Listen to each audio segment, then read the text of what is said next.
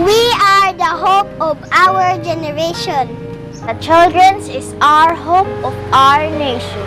In this new millennial era, how could we preserve our responsibilities? And what shall the children should we act? And do such things nowadays. Kindly watch this.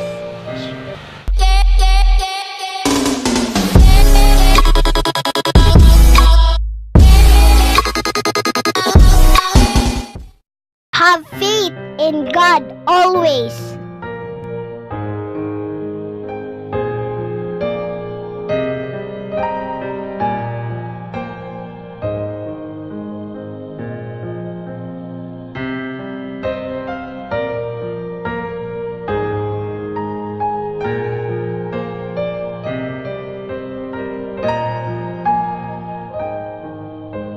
Play outdoor games rather than playing computer games.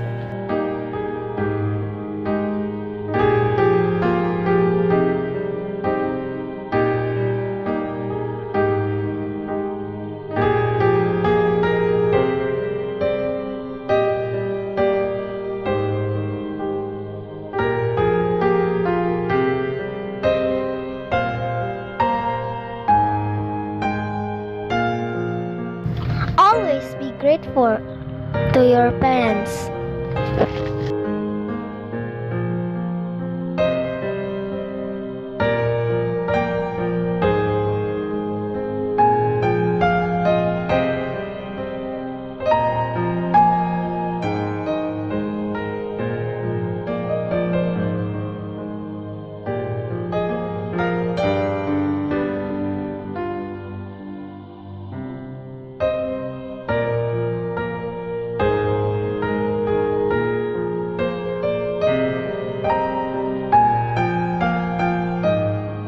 What do you want to become when you grow up?